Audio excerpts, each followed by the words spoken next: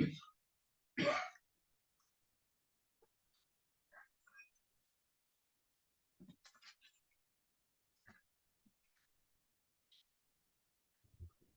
todos, sejam todos bem-vindos.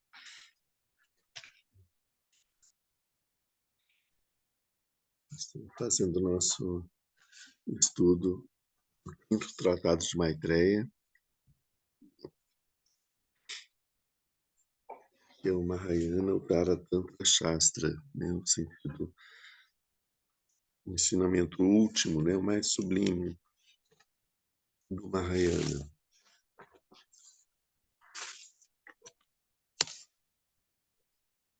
E a gente está vendo o segundo ponto diamantino, o segundo ponto Vajra, né? Indestrutível, que é sobre Dharma. O primeiro ponto é Buda, o segundo Dharma, o terceiro Sangha. Depois, deixa eu ver aqui.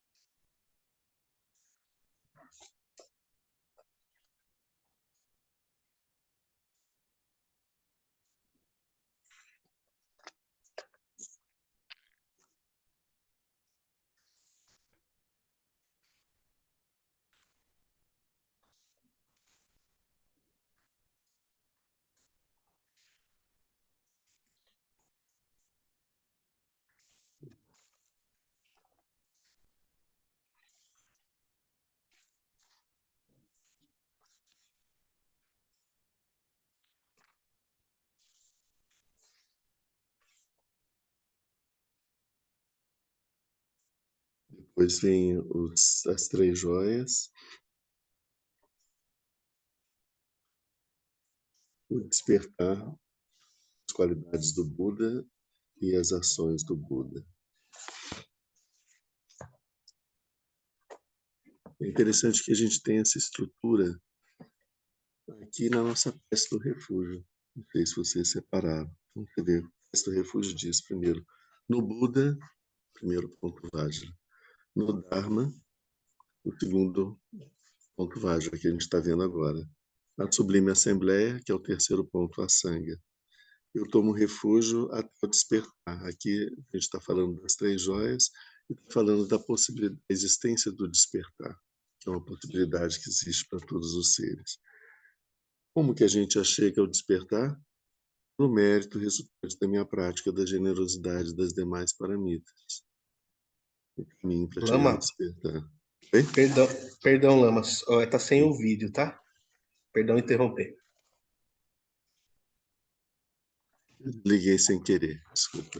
Ok, desculpa, obrigado. Depois, o mérito resultante da minha prática da generosidade das demais paramitas, está falando do caminho para alcançar o despertar, né? Possa eu realizar o estado do Buda, é o estado de Buda, que é o próprio despertar, que é um outro ponto Vajra. Para o benefício de todos os seres, são as ações do Buda, quando o Buda age para o benefício de todos os seres depois que ele alcança o despertar. Então a gente vê que, mais uma vez, esse ensinamento ele está sintetizado nessa prece do refúgio. Então, toda vez que a gente faz a prece do refúgio, a gente deve mentalmente se lembrar de percorrer todo esse caminho, né? De todos esses, são esses 7 pontos que a gente está analisando agora em detalhe nos nossos estudos aqui.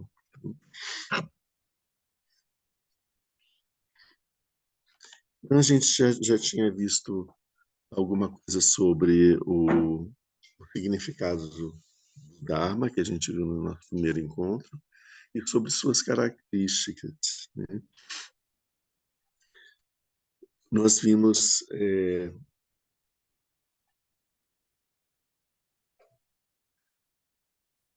aqui na sequência do texto, acho que aqui a gente tem já a explicação de Asanga, né? Ele vai explicando mais sobre o Dharma e suas características, é o que a gente vai estar vendo aqui. Na sequência, a gente tem o seguinte versículo: esse Dharma que é livre das paixões e pelo qual nos tornamos livres das paixões, tem características das duas verdades, pois ele é inconcebível, sem dualidade, sem discriminação. Ele é pureza, claridade e é um antídoto aos obstáculos. Esse é o texto sânscrito. A tradução do tibetano fica um pouquinho mais clara. Esse Dharma possui as características das duas verdades. Ele é livre e por ele nos libertamos do apego, pois ele é inconcebível, não dual e livre de conceitos. Ele é puro, claro e age como um remédio. A gente vai ver um pouco dessas características aqui, né?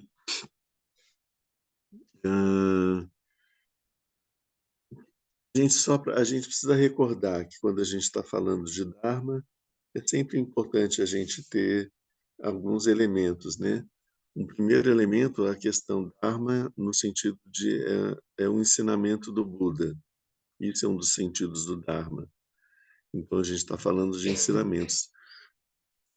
Normalmente, quando a gente ouve falar Dharma no budismo, a gente está falando Dharma, a gente está falando dos ensinamentos. Não são ensinamentos comuns, são ensinamentos muito profundos, ensinamentos especiais, ensinamentos preciosos, né?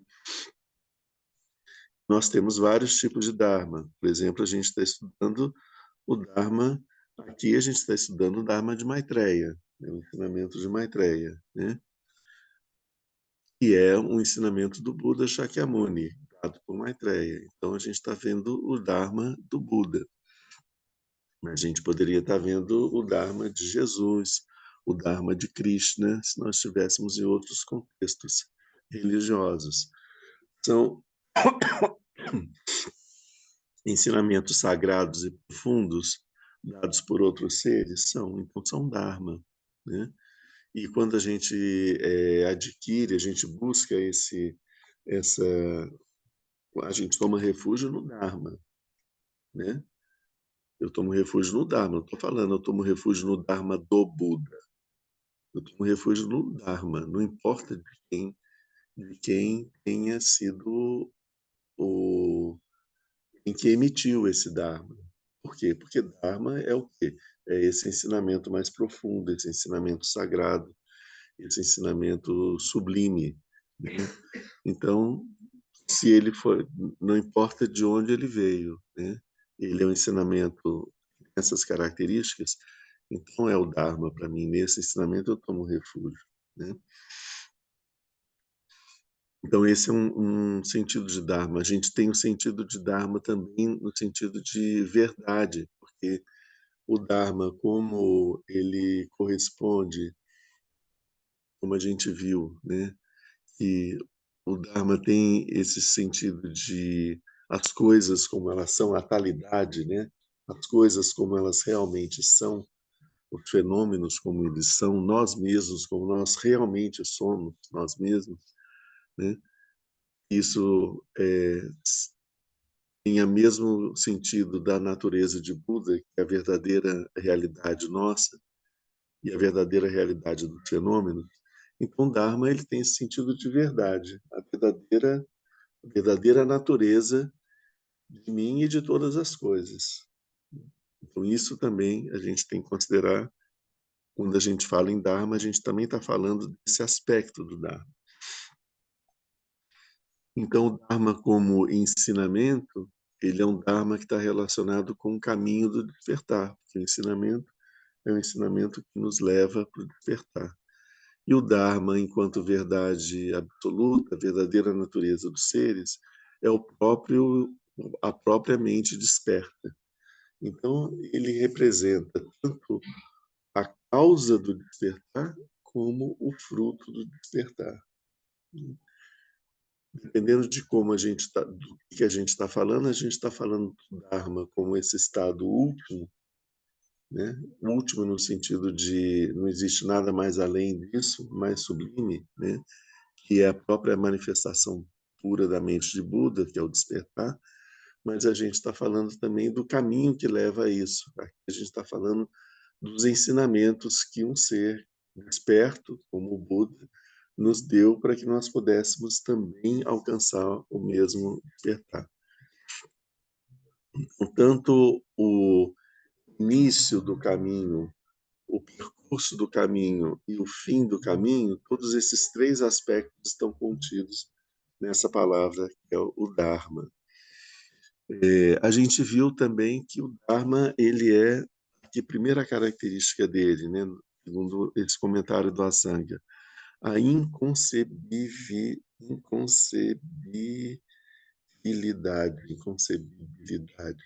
sei como que característica de ser inconcebível,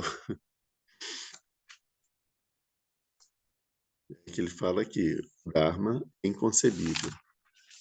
E é que significa esse inconcebível? Isso a gente também já viu. Inconcebível porque a nossa mente dual, a nossa mente conceitual, ela é incapaz de compreender o Dharma. Ela é incapaz de entender, de compreender, de assimilar, de enxergar, de perceber o Dharma. Ele está além da capacidade da nossa mente conceitual. Então, ele é inconcebível. Nós não podemos fazer um conceito sobre ele. Outra ideia de concebível é essa: não podemos fazer um conceito sobre. Não tem como fazer um conceito sobre o Dharma. Ele transcende a capacidade de funcionamento da nossa mente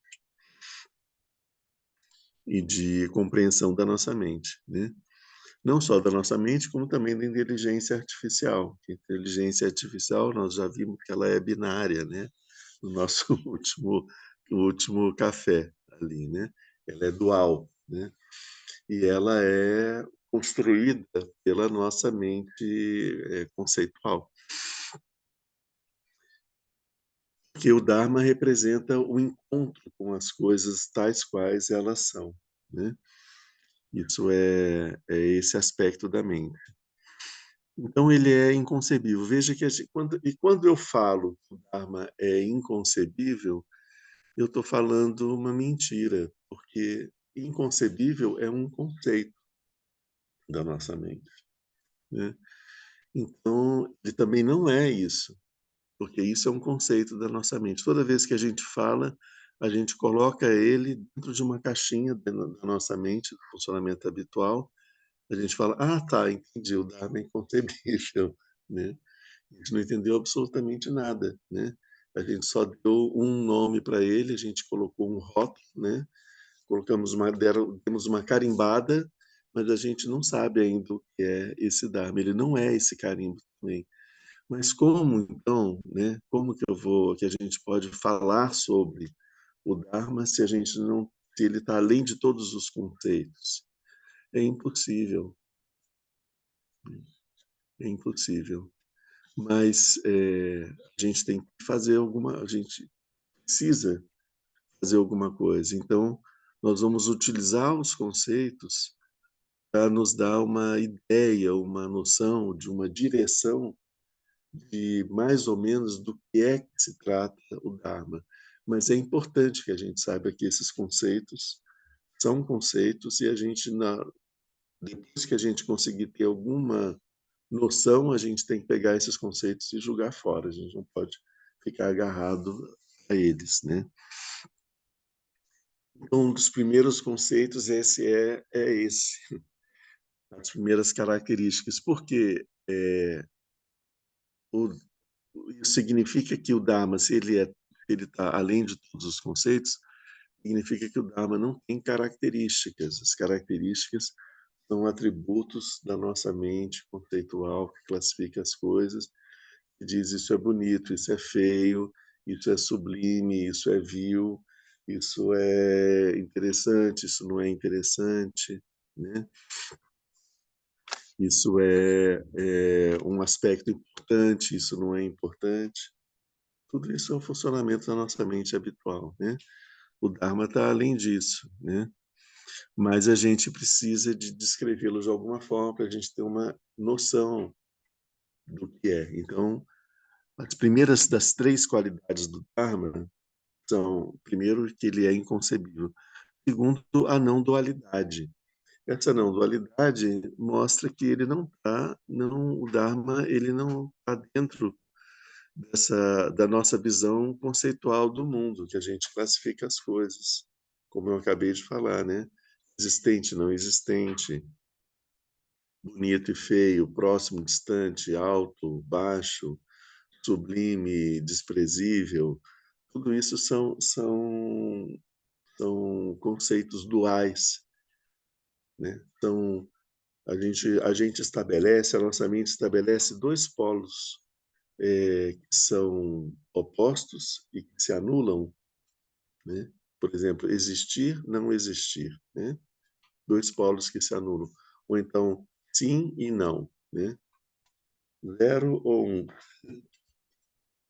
certo? A gente coloca esses 2 polos. Entre esses 2 polos existe uma gradação, que é a régua, né? A régua é o padrão.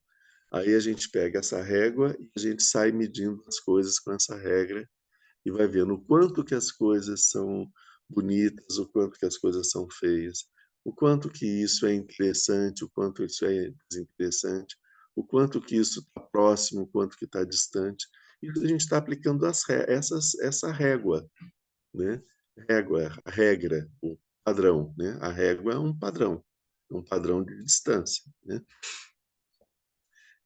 Então, a gente aplica esses padrões, a gente aplica isso a nós mesmos, e isso é terrível, porque a gente está o tempo todo se julgando de acordo com um padrão ideal que nós temos, de nós devemos ser assim.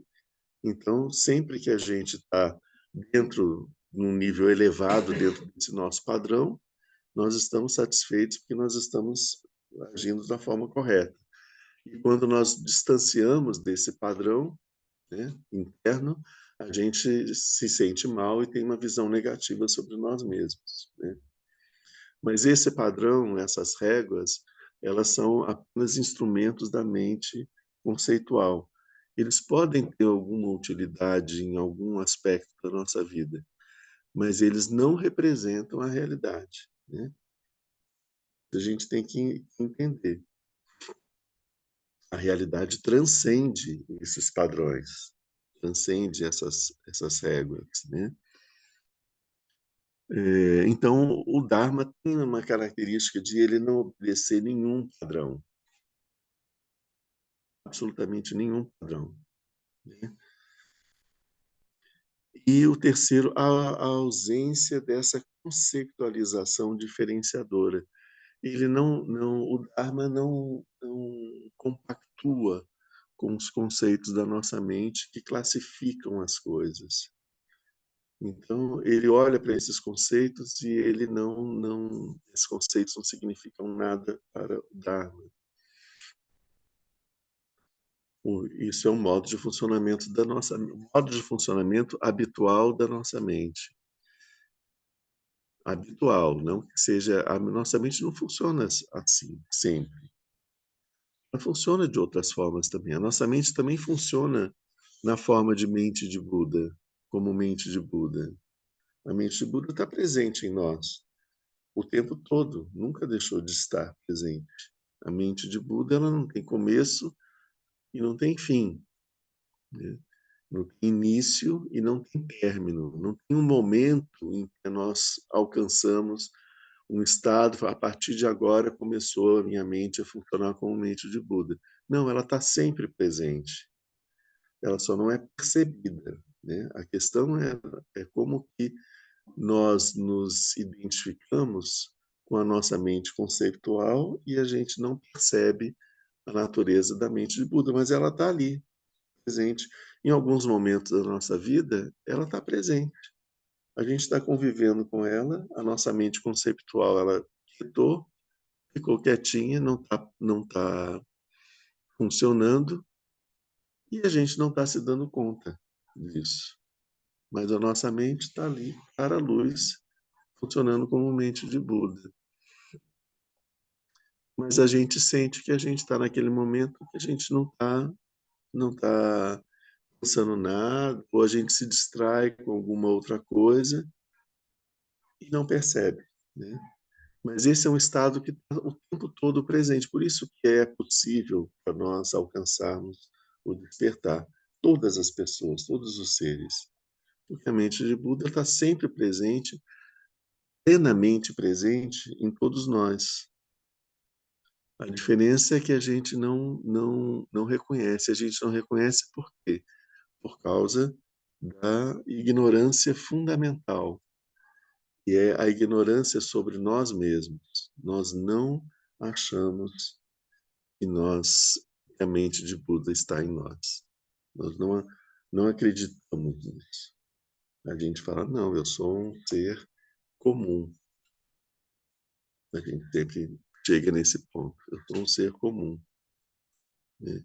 Que tem um tempo limitado aqui. Depois que eu morrer, será que eu vou continuar existindo? Não vou continuar existindo? O que vai acontecer com a minha alma? Todas essas coisas é o modo de funcionamento habitual da nossa mente. Como a gente acredita nisso, a gente não percebe a mente de Buda. A partir da meditação, quando a gente observa o funcionamento da nossa mente, a gente percebe como ela funciona com um encadeamento de ideias. O funcionamento da nossa mente é como um trabalho de patchwork, uma colcha de retalhos. Surge uma ideia, a nossa mente pega essa ideia e transforma isso num pensamento. Constrói um texto em cima desse pensamento. Surge um pensamento, surge uma centelha assim, e a gente começa, peraí, é assim, assim, assim, assim, assim. Aí começa o discurso, né? Esse discurso é a nossa mente costurando esse discurso na nossa colcha de retalhos, né? E ela fica ali, né? Costura aqui, costura ali, mexe aqui, mexe ali, e tal. Surge uma outra, uma outra ideia, ela pega essa outra ideia e vai costurando nessa colcha, vai fazendo aquele fio. Esse fio dá uma sensação para a gente de passado, presente e futuro, de continuidade, né? É como se aquela célebre frase do Descartes, eu penso, logo existo, né? Então, se eu estou pensando, é sinal de que eu existo, né? O Buda diz, não, peraí, em primeiro lugar, pensamento não existe, em segundo lugar, você também não existe. Então, isso não é justificativa. Pensamento é um funcionamento da mente habitual, né? A gente vai ver aqui, né, que uma das características do Dharma é que é a ausência de pensamentos, porque esses pensamentos eles funcionam dentro das regras da nossa mente, dos conceitos. Quando a gente observa o funcionamento da mente, a gente observa a mente se acalmando, os intervalos entre os pensamentos, e a gente fica naquele estado de chinê, de pacificação da mente, onde os pensamentos vão diminuindo, a gente percebe, existem um momento entre um pensamento e outro pensamento aparecer, né? E esse é o momento que a mente não está produzindo nada. Esse é o momento onde a gente tem a oportunidade de poder perceber a mente de Buda, que é a realidade, porque imagina que a nossa mente é como se ela estivesse o tempo todo jogando tinta numa tela em branco na nossa frente. Então, a nossa mente conceitual está jogando tinta, jogando tinta, jogando tinta, e a gente não percebe. Uma tela da frente, não, um vidro. A gente tem um vidro na frente, um vidro limpo, imaculado.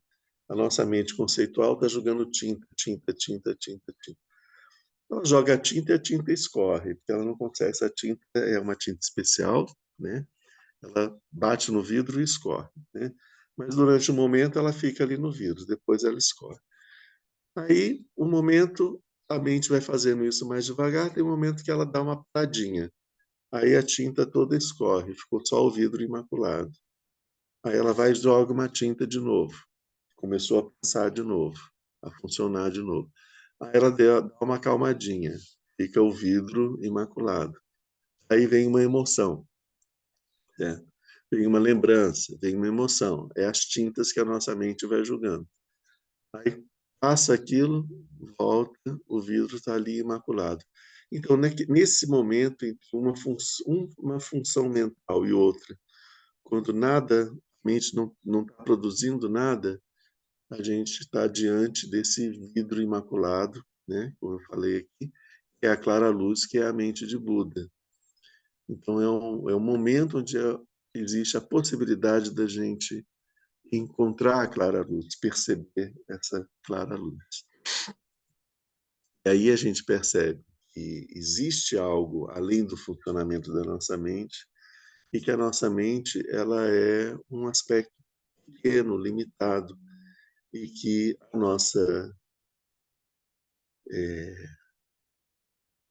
nossa qualidade, né, ela ela transcende completamente essa mente, a nosso ser, nossa existência, nossa essência, né? Tudo isso não são boas palavras, né? Além dessa mente. Então, isso faz com que a gente, então, consiga retirar um pouco desse véu de ignorância que existe sobre nós mesmos. Mais uma vez, o caminho do despertar é um caminho de autoconhecimento. É importante quando nós nos conhecemos como nós realmente somos, nós despertamos. O despertar é o autoconhecimento. Então, como nós não nos enxergamos da forma como nós somos, nós estamos presos no samsara, no pesadelo do samsara, acreditando no sonho, no pesadelo. Então, o caminho do despertar é um caminho de perceber a nossa verdadeira natureza, né? É, e isso está, como a gente viu, além dos pensamentos, já que os pensamentos são o funcionamento da mente habitual. A gente pensa da seguinte maneira, a gente pensa da seguinte maneira, a mente conceitual funcionando. Eu preciso de pensar para poder chegar a um resultado, a uma conclusão, para entender as coisas, eu tenho que pensar sobre as coisas. Ou seja, a mente tem que pegar os pedaços e fazer uma análise e síntese, e aí ela chega a uma conclusão, certo? A mente de Buda não chega a conclusão nenhuma. Ela não pensa absolutamente nada. Ela olha, né? E vê exatamente como é. Quando a gente chega a uma conclusão, a gente chega a uma conclusão equivocada, né? A gente chega, é como se fosse um cego, de novo essas imagens, né? Um cego apontando um elefante e fala, o elefante é uma parede. E o outro que está apontando a orelha diz, não, o elefante parece um leque, né?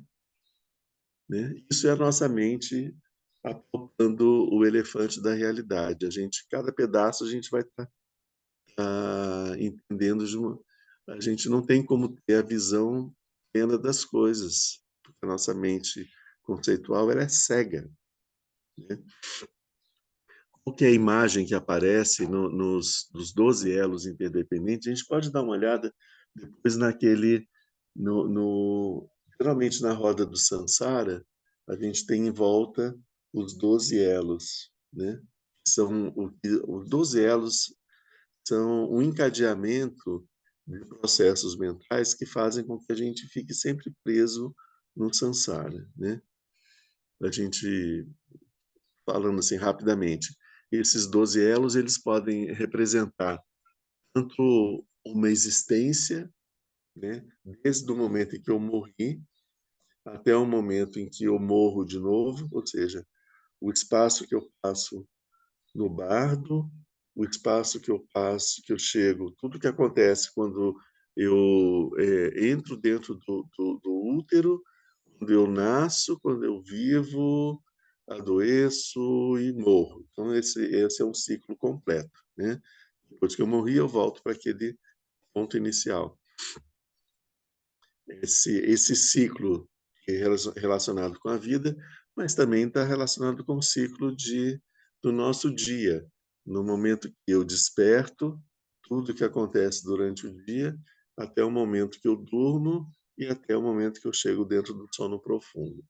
Então, a partir daí, esse sono profundo, surge um novo dia, um novo despertar, um novo período de vigília, isso nesse esse processo todo acontece esses 12 elos encadeados acontecem também de novo. E esses 12 elos acontecem de uma forma muito rápida, quando extremamente rápida, sempre que surge um pensamento do, do, da escuridão da ignorância, surge um movimento mental que se configura como um pensamento. Esse pensamento é percebido pela minha mente, o pensamento desaparece, não deixa marcas e volta para o estado dessa ignorância fundamental. Aí aparece um outro pensamento. Então, é como um programa de computador, né? A nossa mente ela é bem binária, assim.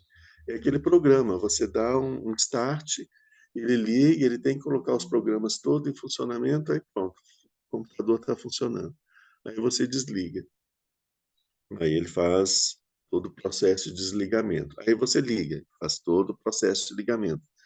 Sempre que você vai analisar, colocar uma informação, essa informação é processada pelos mesmos caminhos, pelos mesmos chips, né? São chips, né? Fazem os mesmos caminhos ali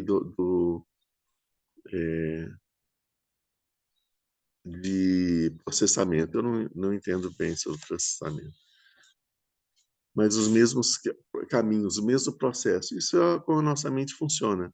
Ela tem vários caminhos, processos mentais. Você pega uma informação, essa informação chega, a mente processa essa informação e produz um resultado. É assim que a gente funciona. Então, nesse momento, essa ignorância que aparece, eu estava falando do ciclo do samsara, quando a gente vê a imagem da ignorância, é a imagem de uma mulher cega andando numa planície absolutamente vazia, sem nada, nenhuma referência, e ela está ali com seu cajadinho andando, né? Por que que é uma mulher, né? Mulher, ela representa essa capacidade da nossa mente de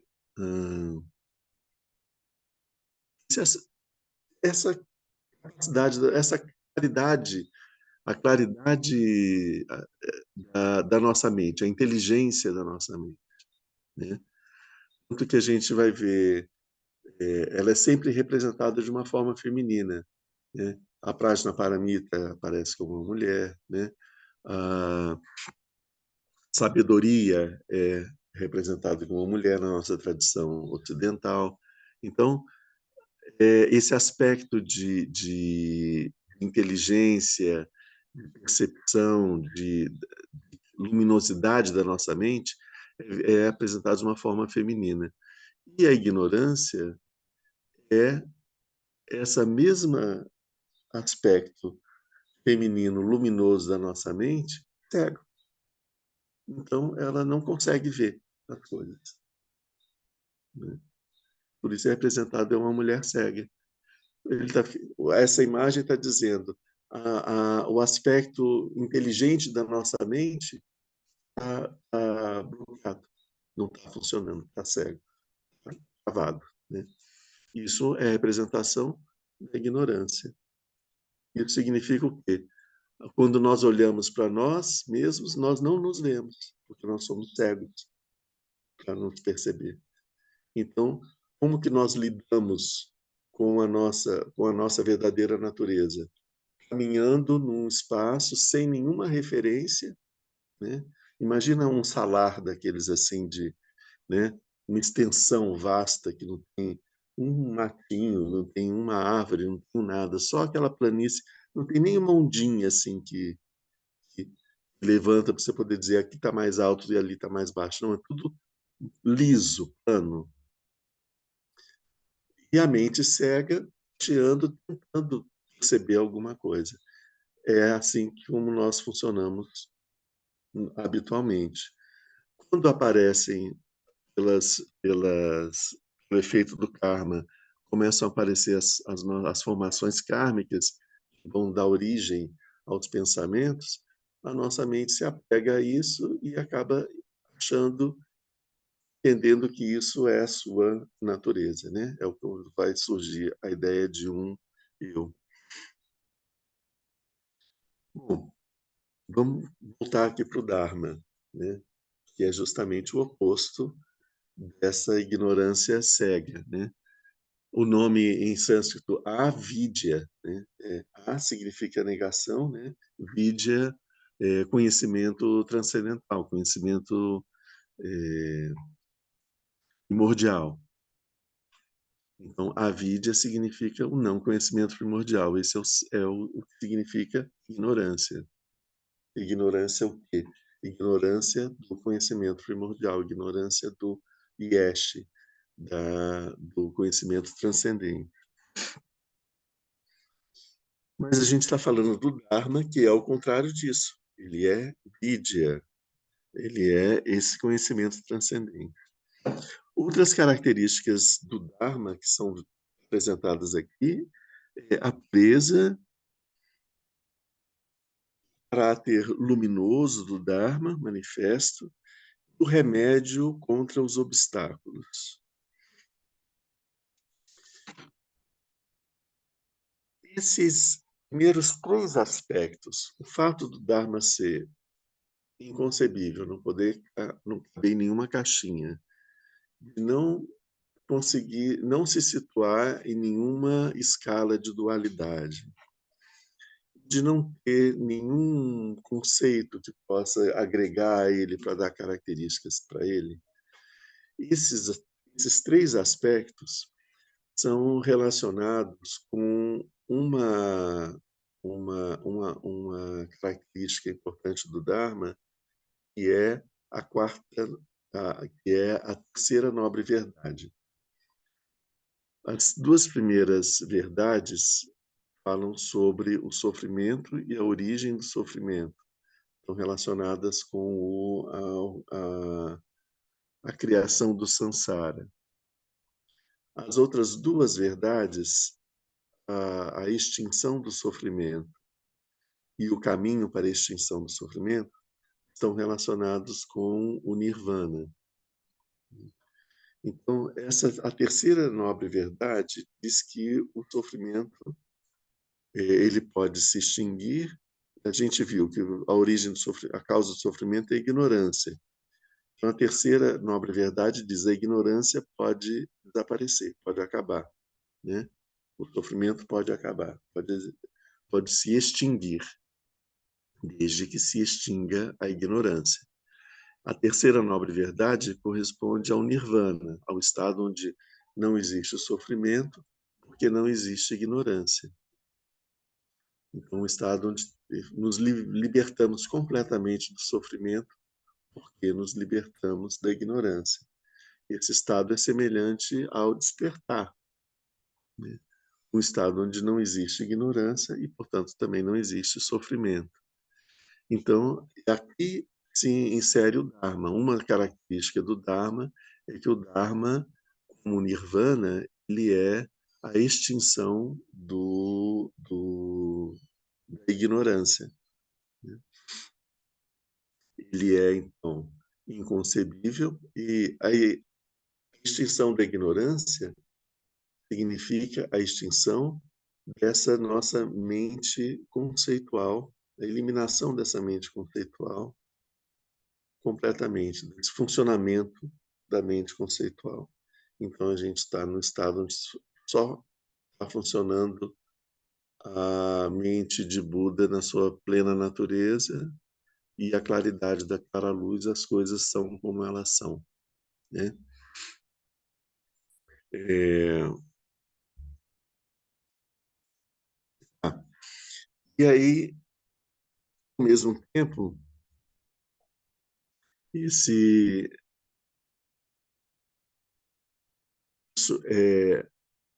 ele tem, nesse momento, então, ele tem essas características que a gente viu. Ele é inconcebível, ele é não dual e ele não tem o funcionamento da mente habitual. Eu fiz essa pausa mental aqui agora porque tem um, um ponto aí, né? Eu falei a extinção da nossa mente de funcionamento habitual. Ela não precisa ser extinta, tá? Ela não precisa ser eliminada, né? Ela nem é eliminada, né? Ela não precisa ser eliminada, porque quando nós alcançamos percebemos a verdadeira natureza da nossa mente, a mente conceitual, ela deixa de atrapalhar, né? Ela passa a ser um aspecto da realidade, mais um aspecto da realidade, né? Eu percebo todos os fenômenos como eles são e percebo que existe em mim uma mente que é limitada e que percebe as coisas de um jeito equivocado e que está ali, né? Tudo bem, ela pode ficar ali. As coisas todas podem ficar onde elas estão e ser do jeito que elas são. Isso não perturba a mente de Buda, né? Só que eu não estou identificado com ela. Eu não penso, eu sou essa mente que pensa e logo existe. Não. Essa mente que pensa é uma coisa que existe ali, que acontece, né? Eu não sou isso, né? A minha identificação é com a mente de Buda, o funcionamento da mente de Buda. Então, não é necessário que a mente habitual, conceitual, desapareça com todas as suas mazelas, né? Não é preciso que isso aconteça. É simples, só é preciso que eu deixe de me identificar com ela. Essa desidentificação acontece quando eu percebo a minha verdadeira natureza. Uma vez que eu percebo a minha verdadeira natureza, nunca mais eu esqueço isso. Quando eu percebo a minha verdadeira natureza, todo o resto se apaga, né? Eu já passo a enxergar todo mundo por um ponto de vista completamente diferente, né? Diz aí. Então, poderia dizer que a mente conceitual não desaparece, mas tendo o despertar da mente de Buda, o que desaparece é o sofrimento? Desaparece o sofrimento, né? Isso, a gente percebe isso com muitas coisinhas pequenas na nossa vida. Quando a gente não entende bem uma coisa, a gente acha que aquilo é uma outra coisa e acredita naquilo e a gente sofre, aí de repente, num determinado momento, a gente percebe que não era nada disso. O sofrimento ele desaparece completamente quando a gente se dá conta que não é nada disso. Tem aquela imagem bem clássica, né? De você de noite, sem luz, você está num lugar, num ambiente, aí você vê uma coisa enrolada, você pensa que é uma cobra, e você passa a noite inteira sem conseguir pregar o olho, vigiando aquela cobra, você não consegue sair dali, né? Vigiando aquela cobra para ela não te atacar, né? No outro dia, quando a luz do sol começa a chegar, você vê que aquilo não era uma cobra, aquilo era uma corda enrolada. Aí você não vai mais ficar num estado de ansiedade com medo daquela cobra, aquela corda enrolada te atacar, né? Você viu que não é. né? No dia seguinte, você voltou ali, dormir ali de novo, você está vendo aquela corda enrolada ali, você vai pensar numa cobra mais.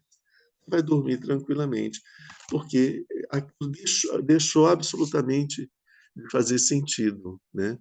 A consciência que a gente despertou, né? Sobre a realidade daquele fenômeno é suficiente para poder eliminar todo o sofrimento que tinha da, da ilusão de que aquele fenômeno fosse uma coisa diferente, né? Ah, o processo do despertar, ele passa por essa desilusão, né? Ele não é sofrido, né? Pelo contrário, né? A ilusão é sofrida. Esse processo dessa desilusão, à medida que a gente vai abandonando essas ilusões, o sofrimento, cada sofrimento vai desaparecendo, vai se tornando uma bobagem, né? É como um pesadelo, um sonho mau que a gente teve, a gente fala, não tem nada de... Ou uma ilusão de ótica, né? Uma miragem, aí você acha que... Aí você olha bem, você vê, não, mas não é bem isso. A miragem desapareceu, o sofrimento desapareceu, né? Bom, então a gente, avançando aqui, a gente tem esses aspectos que estão relacionados com a terceira verdade, que é a verdade do Nirvana. Os outros três aspectos seguintes, que são a pureza, o caráter luminoso dessa mente, a oposição e o remédio para os obstáculos, estão relacionados com o caminho que leva ao despertar. E com a quarta nobre verdade, que é a verdade do caminho, né? A terceira nobre verdade diz que o sofrimento e a ignorância podem acabar, e a quarta nobre verdade é o caminho que leva à eliminação do sofrimento e da ignorância. Assim, como o ensinamento de Maitreya, ele está se fundamentando sobre um desdobramento das quatro nobres verdades. Ele mostra que o ensinamento que está trazendo não é incompatível com o que o Buda ensinou no primeiro ciclo do Dharma, é simplesmente um desenvolvimento disso, né?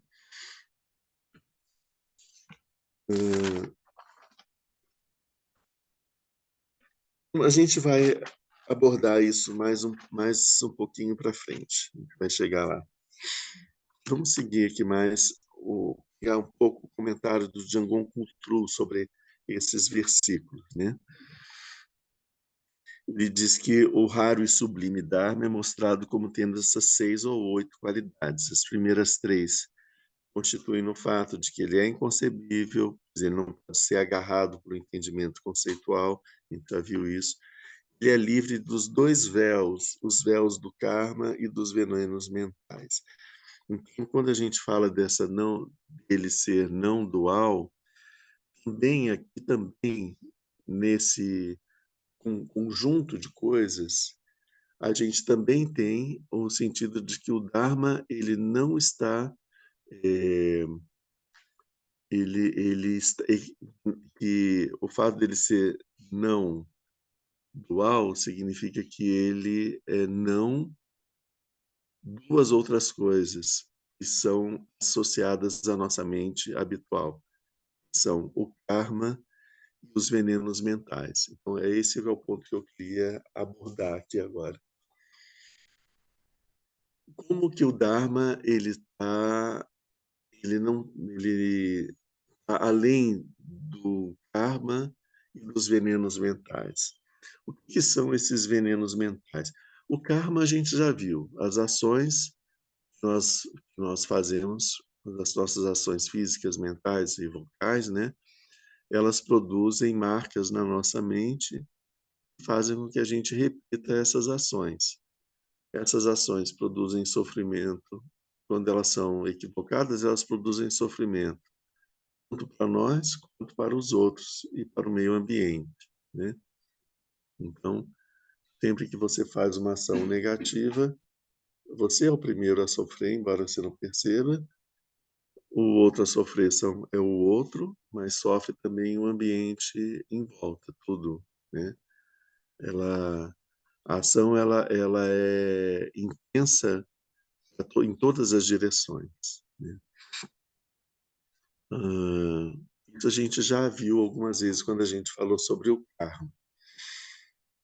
Mas o karma, ele acontece fruto de desencadeado por emoções perturbadoras, desencadeado por uma visão equivocada das coisas, uma visão falsa, um funcionamento mental equivocado, uma percepção de mundo equivocada. Então, a gente tem um processo de conceitualização equivocado em relação à realidade. Esse processo de conceitualização produz um estado de energia e de mobilização mental. São as emoções perturbadoras, né? E são emoções que nos levam a produzir uma determinada ação, né? Tem esse caminho: pensamento, emoções, ação. Então, o karma ele vem das ações, e as ações influenciam os pensamentos, porque ele influencia os pensamentos por causa dos processos mentais e esse processo mental que caminhou até chegar às ações, né?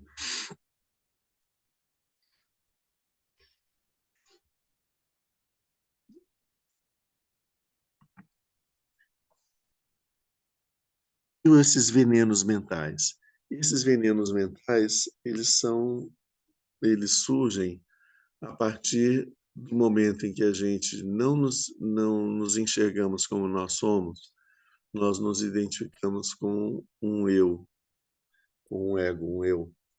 E aí, esse eu, ele se enxerga como tendo diversas características. Ele enxerga a sua inconsistência, a sua fragilidade, e ele busca se proteger de diversas formas. Então, ele tenta atrair as coisas que não ameaçam, né? Os elogios das pessoas, né? Uma boa comida, roupas confortáveis que protejam do frio, né? Várias situações que nos dão segurança, são coisas que o ego tenta atrair essas coisas e se cercar dessas coisas. E ele tenta repelir todas as coisas que o ameaçam. Aquelas pessoas que falam coisas desagradáveis, aquelas pessoas que apontam para a gente os nossos defeitos, que dizem: oh, você não é nada disso que você está dizendo que é, né? Aquelas situações onde a gente se sente inconfortável porque as nossas fragilidades aparecem, a gente vê que a gente não é tão super assim e que a gente pode se enganar de alguma forma, pode cair no ridículo, passar a ter uma visão negativa dos outros a nosso respeito. Então, todas essas coisas são coisas desagradáveis, negativas, que a gente tenta evitar ao máximo. Em algumas situações, alguns fenômenos, que nem nos ajudam nem nos atrapalham. Para essas coisas a gente não dá a mínima, né? Por que eu vou gastar minha energia com alguma coisa que não vai me fazer bem e que também não vai me fazer mal? Então, eu não me preocupo com isso, eu deixo isso de lado, não me interesso por isso. Esses são os 3 venenos. O primeiro veneno que eu falei é o veneno que a gente chama o desejo apego, né? É aquilo que eu busco aquilo que é o agradável para mim, o que é bom para mim. O segundo veneno é a raiva, a aversão. Eu fujo, eu repilo aquilo que é desagradável. Então, aqui eu vou estar com a minha mente sempre tentando possuir as coisas que são agradáveis para mim e, e tirar da minha vida as coisas que são desagradáveis. Então, esse movimento de buscar a si, né, é o desejo apego, esse de repelir é a raiva, a aversão. E a ignorância, né, é essa relação que a gente estabelece com as coisas que a gente não se interessa por elas. Então a gente não dá a mínima para elas, elas não têm importância e significado para a gente, isso é a ignorância. Na ignorância também tem esse aspecto de, de não se importar, né? Não, não significam nada, né? Indiferença, né? São indiferentes, né? Não são significativos. Então, o nosso eu, o jeito como ele funciona no mundo é assim. Ele classifica as coisas em função de si mesmo. Ele é o centro das atenções, né? Ele é o filho dos deuses. Ele é sabe um bebezinho, né? Começa a andar, começa a falar, fazer gracinha, né? O bebezinho quando está circulando, mesmo quando ele é bebê, todo mundo está lá em cima dele, né? Acho que ele está com fome, acho que ele fez cocô, acho que ele quer dormir, né? Que dá banho. Olha que gracinha, ele mexendo com os bracinhos e tudo. Todas as atenções se voltam para o bebê, né? Esse é o nosso ego, é esse bebezinho e o mundo inteiro ele nos serve, ele se curva para nós. O que é esse ele se curva? Eu quero isso, né? Eu vejo o mundo em função de mim, né? Então eu sou o marco, o padrão central do mundo, sou o umbigo do mundo, né? O eixo. Tudo está relacionado comigo. Isso me afeta? Me afeta. Me afeta como? Me afeta de uma forma positiva? Ok. Me afeta de uma forma negativa? Então eu tenho que fazer um movimento de afastar. Isso não me afeta? Ok, fica para lá. É indiferença. Então, o eu, ele tem três formas de se relacionar com os fenômenos: apego, aversão ou indiferença. Essas três formas são chamadas no budismo os três venenos, porque a partir essas formas equivocadas, é, complicadas ou totalmente nocivas, maléficas de funcionamento da mente, elas vão produzir emoções perturbadoras, né? Elas vão produzir as emoções do desejo e da avareza, da cobiça, são fenômenos mentais relacionados com o desejo, né?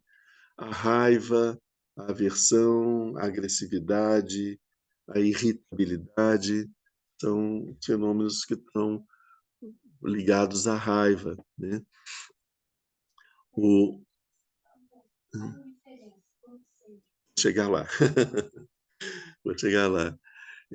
Quando isso está relacionado comigo e eu quero me colocar numa posição maior, então eu junto um pouco desses venenos e eu produzo a emoção do egoísmo, do orgulho, da vaidade, de considerar eu sou melhor do que os outros, né? Então, tudo que é bom tem que vir para mim, não para os outros, né? Quando tudo que é bom está vindo para mim e tudo que é mal está ficando para os outros, eu estou nesse estado de que eu tenho todas as coisas que eu preciso, eu sou rico, sou poderoso, eu sou feliz, eu tenho saúde, eu tenho uma vida eterna. Isso produzo a emoção do orgulho, da vaidade. Quando alguma coisa que eu desejo eu não tenho, mas um outro tem, então eu desenvolvo um sentimento negativo, né? Um sentimento mais próximo da raiva, é o sentimento de ciúmes e de inveja, né? Porque alguém tem uma coisa que quem deveria ter sou eu, né?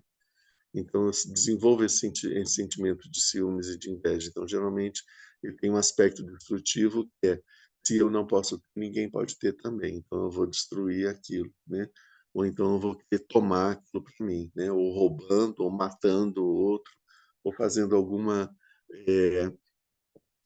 algum artifício com as palavras, enganando e falando mentiras sobre as outras, que façam que aquilo que eu desejo acabe saindo do poder daquela pessoa e passando para a mim, ter uma posse em minha.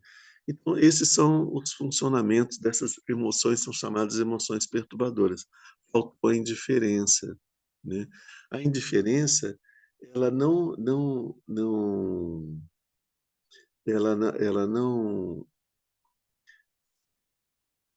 ela não percebe a dignidade dos fenômenos.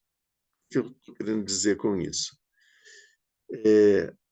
Os fenômenos que acontecem, ou eu percebo eles de uma forma de que isso me agrada, isso é bom para mim, ou isso não é bom para mim, que é uma visão equivocada, porque as coisas não são.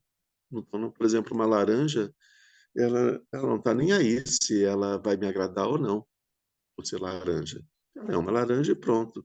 Ela tem um nível de doçura ou de acidez, que é o jeito dela. Agora, eu, quando pegar essa laranja, vou dizer: essa laranja está doce, está boa, tá... que laranja agradável, né? Isso é uma coisa dentro da minha mente, isso não afeta a laranja, né? Ou então eu falo: essa laranja está muito ácida, está muito seca, está muito não sei o quê. O problema é meu, né? Laranja, que eu perceba isso, que eu não gosto disso. A laranja, ela é daquele jeito e pronto, né? Então, eu faço uma relação com o objeto laranja em função de mim, o quanto que isso me agrada, o quanto que isso me desagrada. Não, essa laranja está passada, ou ela está muito azeda, então eu rejeito ela, eu desenvolvo uma aversão.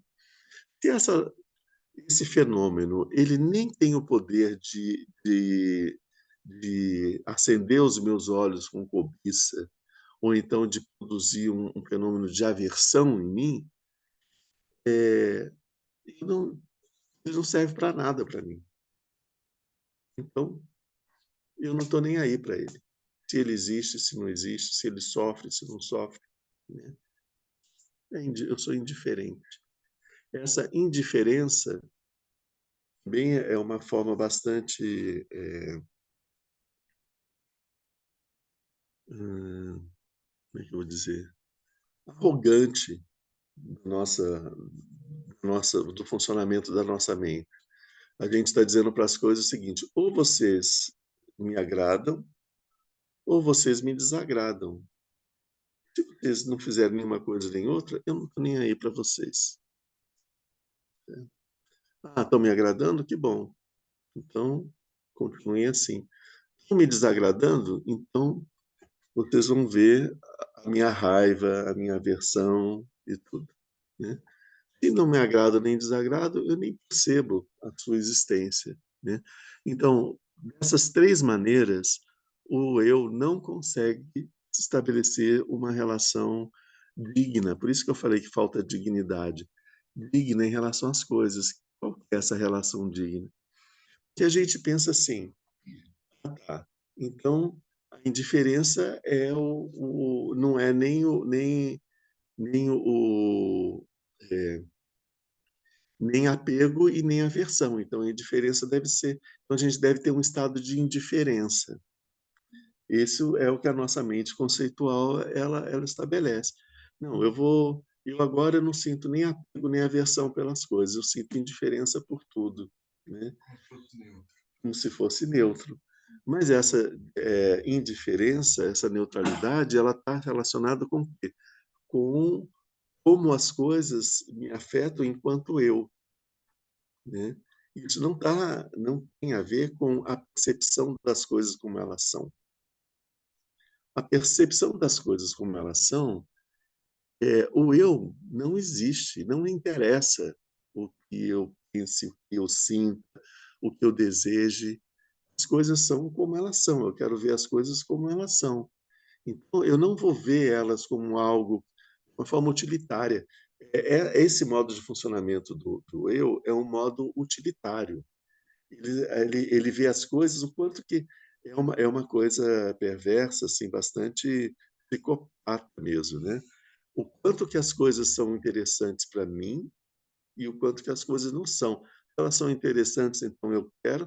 Se não são interessantes, eu jogo fora. Se elas são indiferentes, eu não estou nem aí. Então, isso é uma visão bastante arrogante, mesmo psicopática. Quando nós estabelecemos uma relação com as coisas com respeito e dignidade, nós vemos os objetos como eles são. Nós não vamos desenvolver um apego, aquela cobiça em relação àquele objeto. Não vamos desenvolver uma aversão em relação àquele objeto. Isso é coisa do eu. Eu estou vendo o objeto como ele é. E o objeto como ele é digno de respeito. Ele é digno de existir, é digno de respeito, é digno de consideração, é digno de ser percebido pela minha mente e de ver, olha, existe um grão de areia que está sentadinho ali naquele tapete, sabe? Esse grão de areia, ele existe e ele tá ali. É um fenômeno, está presente. Eu não vou ser indiferente a ele, né? Eu sempre vou considerá-lo como tal. Isso.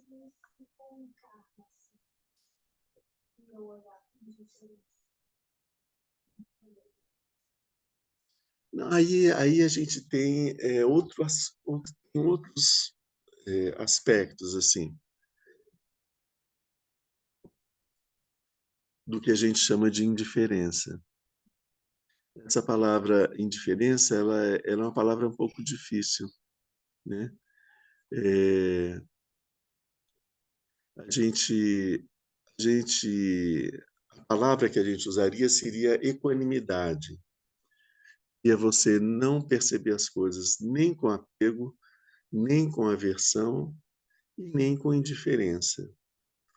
Na indiferença, que a gente está chamando aqui de indiferença, é, a gente relaciona com as coisas tipo assim, não quero ver, não quero saber. A indiferença é não quero saber. Isso não me interessa. Eu não quero saber. Sim, é um desdém porque como isso não é nem agradável nem desagradável, para que eu vou me preocupar com isso? Né? Isso é o que a gente chama de indiferença, que aí a gente deixa de considerar as coisas simplesmente porque as coisas não tiveram o poder de nos atrair ou de causar repulsa em nós, né? Você está falando de um karma, falando de uma experiência de um sofrimento, né? Um sofrimento que a gente está passando. A gente precisa observar que esse karma está ali, está acontecendo, né? Ele tem um significado. Ele mostra o jeito como eu estou funcionando no mundo. Eu preciso mudar o jeito como eu funciono no mundo, né? O jeito que eu estou funcionando no mundo está me produzindo esse tipo de sofrimento, ou produziu, né? Eu não vou desejar esse karma. Geralmente, quando a gente fala karma, a gente está falando de um karma de sofrimento, a gente nunca está falando de um karma de felicidade, embora a felicidade, a experiência de felicidade também seja kármica, né? Mas um karma de. Então, é, eu não posso. Se eu fingir, tipo assim, isso não está acontecendo, eu só estou julgando ignorância em cima do fenômeno. Não, isso está acontecendo, está causando sofrimento em mim. Ah, não, isso não. Eu vou ser indiferente a isso. Isso é a nossa mente conceitual tentando escapar de uma experiência desagradável sem ah, é, entrar a fundo no que tem por trás disso, né? Os karmas, como eles são consequências das nossas ações, desenvolver ações contrárias, né, produzem méritos que vão trazer experiências opostas, né? Por exemplo, um karma onde a gente esteja perdendo recursos, perdendo saúde, perdendo recursos, você pode desenvolver ações na vida que vão te trazer um mérito de você obter recursos, obter saúde, né? Por exemplo, uma questão de saúde. Se eu estou sofrendo com uma situação de saúde desagradável, eu posso fazer ações na minha vida em que eu proporcione saúde para as outras pessoas, para os outros seres, cuidar das pessoas, cuidar dos outros seres. Isso é uma forma de cuidar da saúde, acaba refletindo na minha própria saúde. Então, de cuidar é uma forma de cuidar, de compensar o karma negativo que eu estou sofrendo em relação à minha saúde, entende? Essa coisa, pensar nos outros, desejar o bem dos outros, desejar a saúde dos outros, proteger os animais do sofrimento, da fome, da doença, né? E as pessoas também, né? De alguma forma. Então, todas as ações que eu vou fazer nesse sentido são ações que promovem a saúde, elas vão, em algum momento, elas vão compensar um karma negativo que produz uma situação de doença em mim, né? E então, assim, a gente não pode ser indiferente em relação ao karma. O karma ele está mostrando para a gente as experiências que a gente está passando e que elas são fruto das nossas ações. Então, a gente vai desenvolver ações que compensem esse karma, né? E esse karma também vai nos lembrar que a gente tem que fazer ações positivas, né? Além de parar de fazer as ações negativas, produzem o karma e produzem sofrimento, a gente tem que fazer ações positivas que compensem isso e que produzam felicidade para os outros. Diga, Daniel. Assim, no nível da compreensão, né, do entendimento de que a natureza primordial está além do apego e do não apego, eu compreendo isso, né? Mas do ponto de vista prático, como a mente opera, tirar esse modo de operação agradável, não agradável, que é como a gente funciona, no meu caso, assim, eu não consigo enxergar esse estado de contentamento de um estado verdadeiro. Eu encontro o tédio. Então, eu queria que você desse uma chave para a gente não cair nessa perspectiva. Bom, eu tirei a brincadeira de gostar e não gostar e da indiferença. Aí fica um tédio. Não se alcança esse nível. Me parece que existe essa estratégia do ego de dizer, bom, e agora? Vai ficar nesse tédio aí? O que fazer, né? Esse tédio é o que a gente chama de indiferença, né? Essa Diferença com o tédio também, como superar, né? sim. Esse estado de, bom, vou voltar de novo para o agradável, não é mais interessante do que ficar nesse modo de indiferença com tudo. Interessante em termos, né? Interessante, assim, isso é estimulante para o nosso ego, mas isso do sofrimento, porque quando a gente não tem as coisas que a gente deseja, a gente sofre porque a gente não tem. Na hora que a gente tem as coisas que a gente deseja, a gente sofre com medo de perder, né? Quando a gente está vivendo uma situação negativa que a gente não quer, a gente sofre por conta disso. Quando a gente consegue acabar com essa situação, a gente se livrou dela, a gente sofre com medo de que ela volte. Ou seja, a gente só sofre, não existe nenhuma possibilidade de não sofrer com o apego e a aversão. Entende? Quando você chega nesse tédio, nessa indiferença, você pode falar, bom, então, a partir de agora, esse tédio total, né? O que é o que existe essas coisas, né? Qual é a natureza dessas coisas, né? Se você, se você desenvolve um interesse pelas coisas que te produzem tédio, mas não um interesse de aquele interesse utilitarista, né? Interesse de o que isso pode fazer de bom para mim, mas o interesse pela existência das coisas, para saber o que as coisas como elas são e o que elas.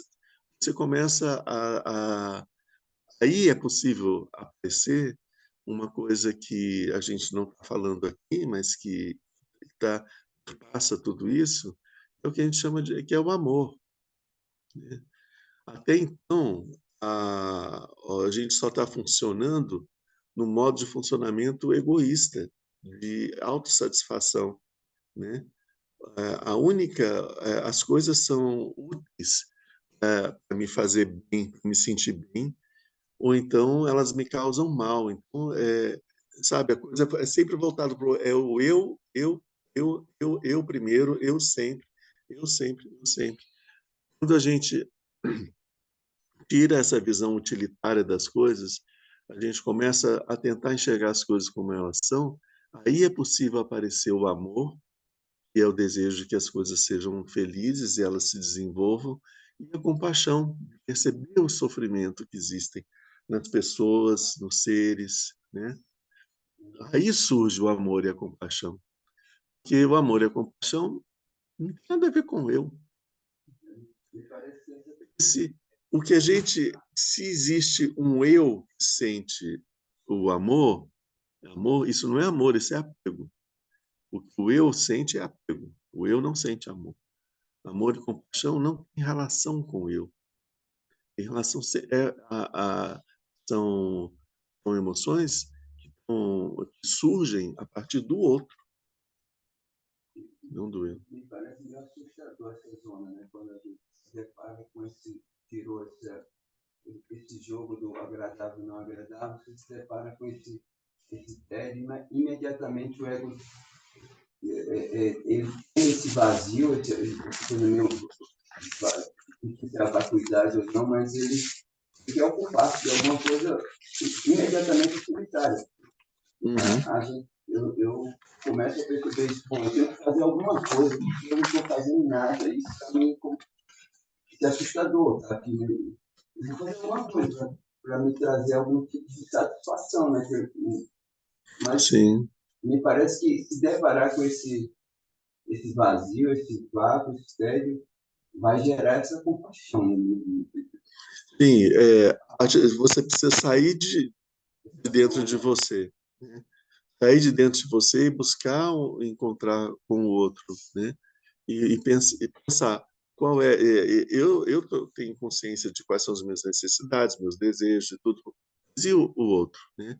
Quais são as necessidades, os desejos, as vontades, quais são os planos que existem nesse outro. Então, quando a gente se interessa para saber como que o outro na mesma hora, no mesmo momento, surgem juntos o amor e a compaixão. São juntos, são as duas mãos de Tcherenzi, né? O amor e a compaixão, as duas mãos aqui.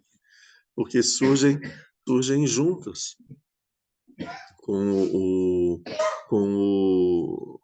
com o interesse pelo outro, né? E a gente não precisa destruir o nosso ego. A gente só precisa não ficar incensando ele, né? Deixa ele lá, mas vamos ver o outro, né?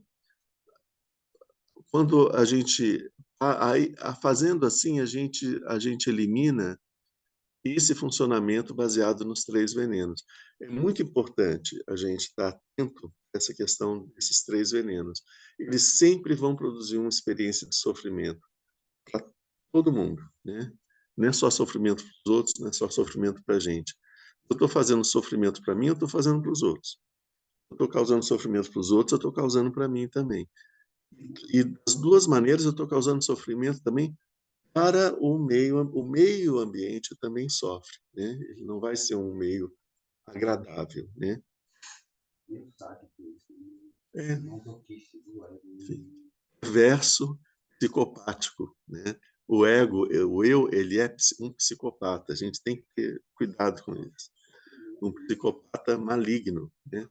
É um demônio. Ele é o demônio, é chamado demônio do filho dos deuses, do bebê dos deuses, que todos os deuses ficam ali incensando ele, dando para ele tudo que ele quer, né? Gente, a gente precisa terminar, porque logo a gente vai começar a sessão de meditação. Já passei do meu tempo. Vamos encerrar o nosso encontro de hoje. A gente continua no nosso próximo domingo.